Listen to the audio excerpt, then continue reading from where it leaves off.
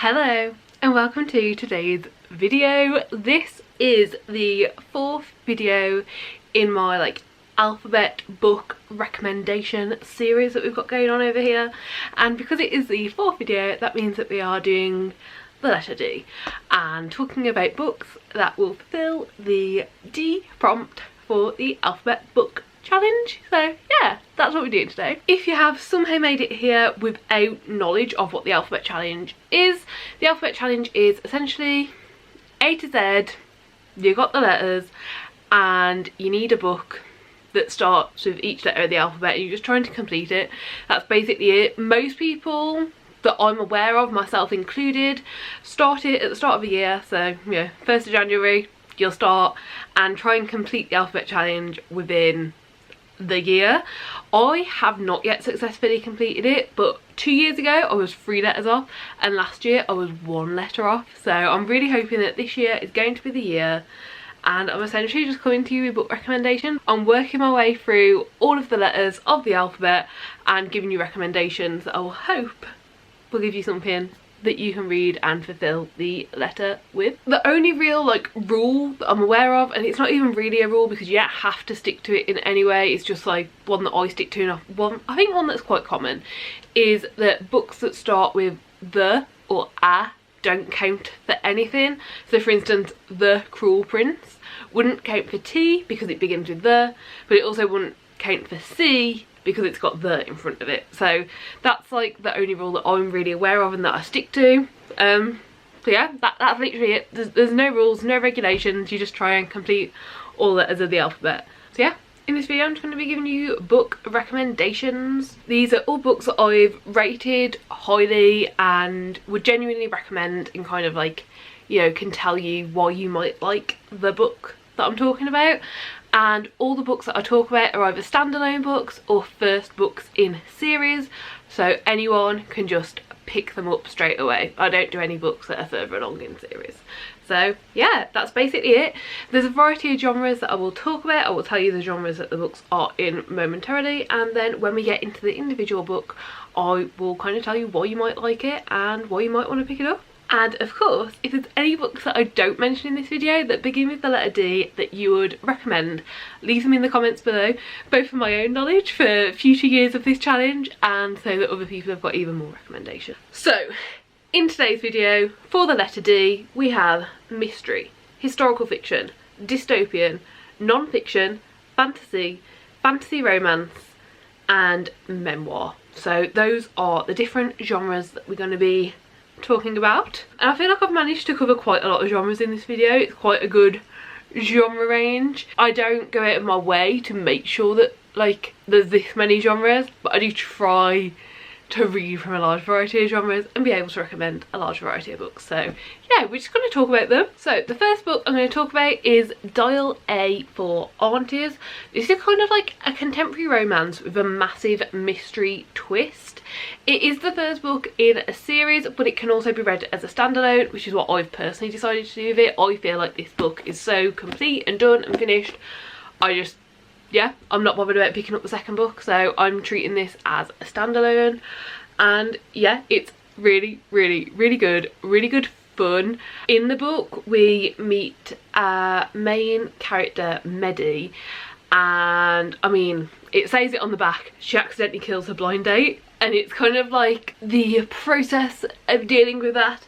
But it's not serious at all. It's just fun, silly times of dealing with this sort of stuff. I actually think I'm going to pass this one on to my mom because I think she'd love it as well. But I would just say if you love any sort of cozy mystery or any romance, you'd enjoy this. It's also got a lot of kind of, I don't know for definite if it's accurate or anything like that, I assume so.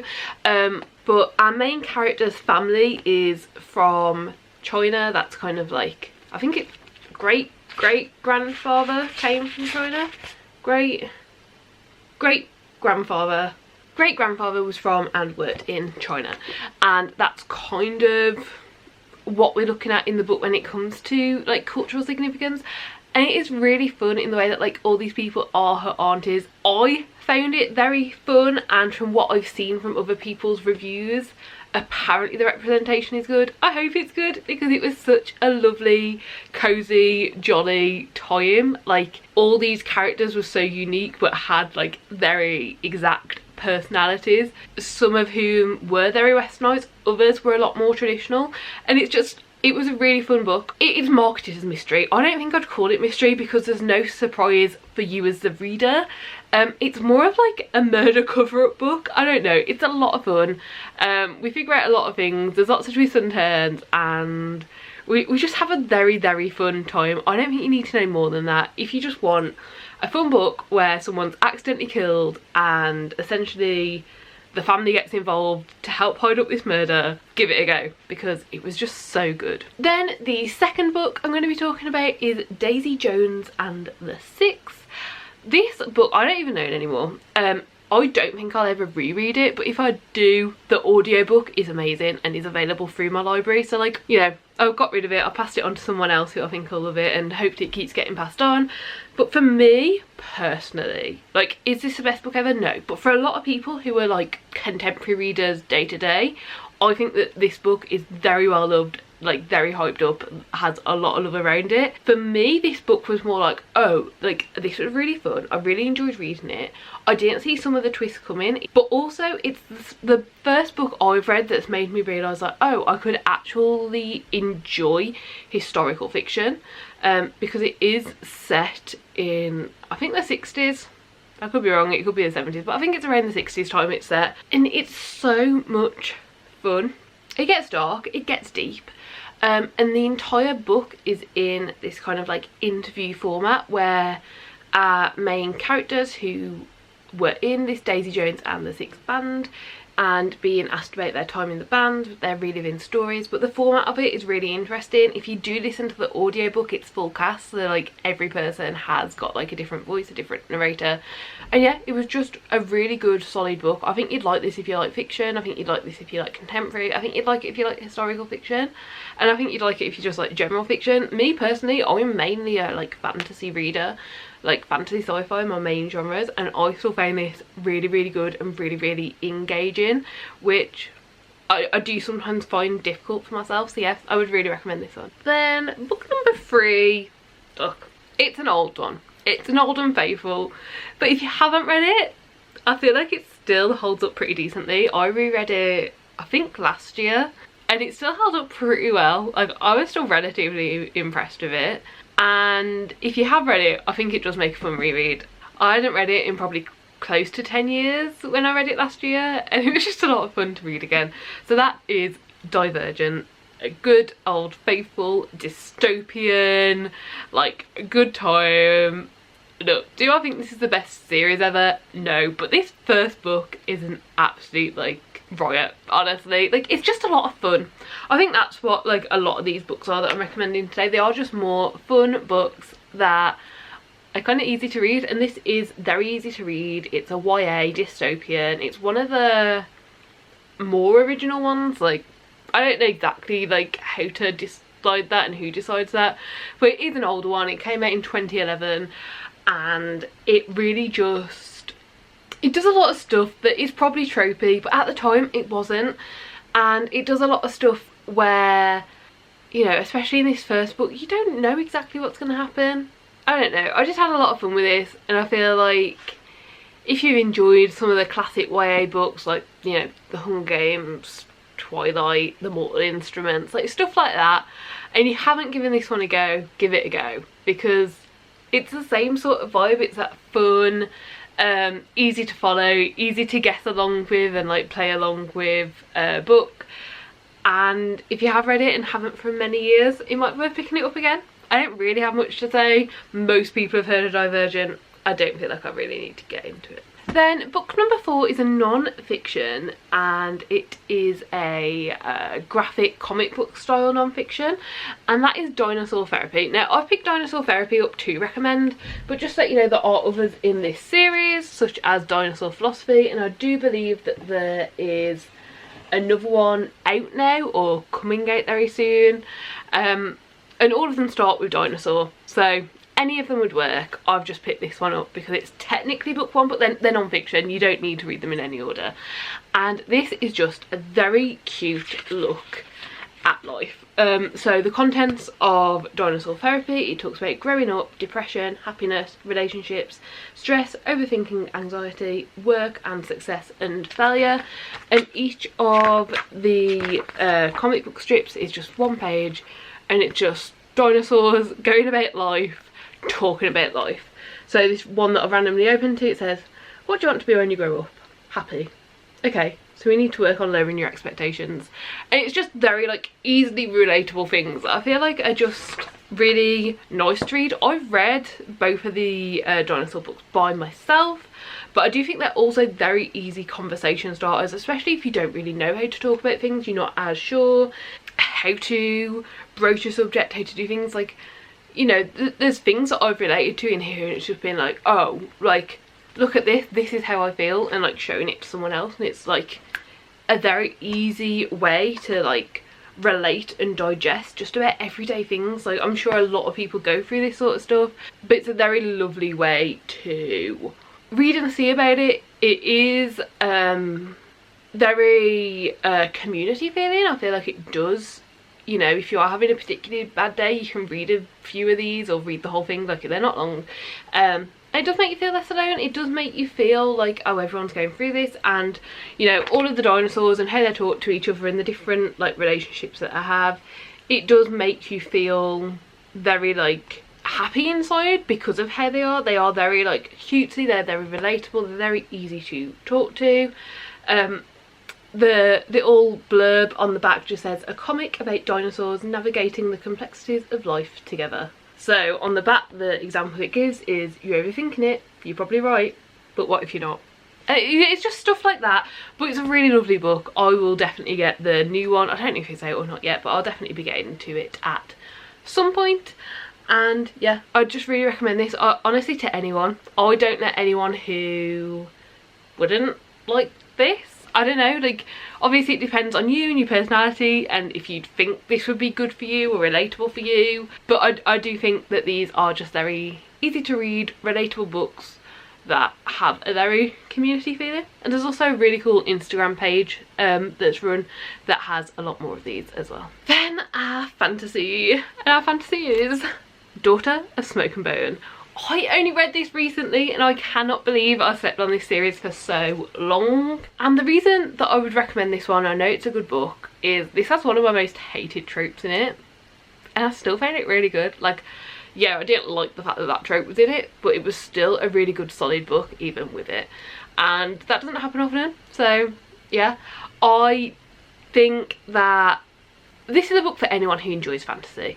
Personally, I do think it's better if you do already enjoy YA fantasy, because that is the age range of it, but I read a lot less YA now, especially compared to adult fantasy or new adult fantasy that I read, and I still really enjoyed it. I still had a good time. I think set your expectations. It is going to be YA, it is going to be a bit younger, they might make a few stupid mistakes, but that is very age based. I think if you go into it with that feeling, then you'll be fine. We essentially follow our main character who lives two different lives, one kind of in the mortal world and one in another world, which I don't think on the back we know much about that world. No, all we know about that world on the back is that she's an errand girl to a monstrous creature, so I won't say anything else, but it's really fun to see, and it's really fun to see these two worlds, how she navigates them, who she meets along the way, friendships, relationships, and just a very nice plot. Nice is probably the wrong word. It's quite high stakes at times, but it's really fun and I had a great time. Like, this is a really, really amazing book that I would really recommend. So that's that one. If you enjoy fantasy already, give it a go. If you're just getting into fantasy, I think this could be a good one if you are ready to just absorb yourself in it completely. There is quite a lot of world building and setup, but if you already watch like fantasy on the TV or fantasy movies or something and you feel like you can, you know, start to wrap your head around it, I think this would even be fine for like beginners going into fantasy too. Then we have a fantasy romance. This is Daughter of No Worlds. This is the first book of a series, and I haven't continued on with the series yet, but that is the point, yet. So Daughter of No Worlds is really interesting. It has a very interesting beginning. I can't remember what it says on the back of it. It is a book that I read on Kindle. The entire series is on Kindle Unlimited, so you can read it that way. You might recognise the author name here. This is the same author of Serpent and the Wings of Night. I'm pretty sure that's what it's called, but it's really big at the moment. That book is blown up, and this is written by the same author. We follow a main character who at the start of the book is a slave. It's very dark. It's, you know, there's a lot of things happening. I would definitely say check triggers before going into this. This isn't a book that anyone can just pick up. I do think you need to be careful and, you know, watch out for your own mental health before going into this one. There's a lot of things going on. It's explosive. There's a lot of, broadly speaking, mental health things that our main character is going to have to go through. But it's really good. She's a slave to start with, and we essentially see her fighting to get out of that life. And then I'm gonna have to look on Goodreads and make sure I'm not spoiling anything. Yeah, so from the description we do know that she's fighting to escape this slave life, and she ends up joining an order of magical beings, and before she can get help and go back and feel like she can free these people, she has to complete what the order she's joined is kind of like setting as a bar of, like, complete this to get help, like to become an official member essentially. And yeah, we're following that journey in the first book. It's really interesting, really good. It is a fantasy romance. There is a romance. I would say it's more of a subplot, that there is less falling on the romance than in a lot of fantasy romances that are kind of like this new adult age range. But yeah, it's a lot of fun. It is darker, it is deeper to read. I do want to continue on with this series and continue on with this story. I don't know where it's going to go. I'm very intrigued by it, and I think it is, honestly, I would say if you already enjoy fantasy, if you're already reading this sort of like fantasy romance book, it's a really good one to pick up. But do check the triggers and take care of your mental health before picking this one up. So yeah, not for everyone. Please do be careful of your own health. And then the last book in this recommendation video is another one that I would say check the triggers for. Do be careful, do watch out for your mental health. It's a bit of a different one. This is a graphic memoir, so it is a memoir but in a graphic format, and yeah, it gets darker than I thought it would, and I wasn't expecting it to get as dark and as heavy as it did within the book. I do think it is readable. I do think that, you know, we don't see anything on page that is too traumatic. Please note that I'm doing these little bunny things with my hands. Everyone's interpretation of that is going to be different, but every time that I was a bit like, oh shit, are we going to see something, are we going to see something, it was like fade to black. So that's how I personally felt about it. But even then, I think you need to know going into this that you are going to come across certain things, and you need to be in the right headspace to read that. So please do check, you know, make sure you're reading it. I do think it's quite an important read. This is set in Canada, and it is author Kate Beaton. It is her story of her 2 years working in the oil sands, and essentially this is something that a lot of people in these small towns in Canada end up going to work on because of the pay and because of being able to pay off debt or pay for family. The rate of pay there is extremely good compared to a lot of places, but unfortunately there are a lot of risk factors and a lot of other things going on there that make it a more difficult time. I don't want to get too much into it. I do think it's a really good, interesting memoir to read. There are a lot of things that are more subtly stated that I would be interested in learning more about, seeing these things from the author's perspective later on in life, because I do think that there is some distance between the author and what is happening in this book. I do believe it happened a good many years ago. I believe in the back it said 2008 2008 or something like that these events happened. 2005 to 2008 these things happened, so there is some distance there. I think this is a really good way to word it. Ducks, 2 Years in the Oil Sands is an untold story of a country that prides itself on its egalitarian ethos and natural beauty while simultaneously exploiting both the riches of its land and the humanity of its people. And that very much is what this is about. But I would really recommend it. I had a very interesting time reading it. It's a lot of perspectives and a lot of things that I never even thought about before. And yeah, I would recommend this. I would say anyone who enjoys non-fiction, anyone who enjoys like this more like graphic setup, like if you read graphic novels, it's the, you know, essentially the same setup, it's just not a novel, it's a memoir. And yeah, do some research into it. I think this could appeal to a lot of people. It's very educational, but not necessarily from like a big, you know, widespread way, more in a personal way. So yeah, that is the final book. And that is it from me today. Once again, please do let me know any book recommendations for the letter D down below. I hope you enjoyed the video, found it helpful, hopefully found a book that will help you complete this alphabet challenge letter prompt. Do give the video a like if you liked it, subscribe down below for more content like this, and hopefully I'll see you next time. Bye!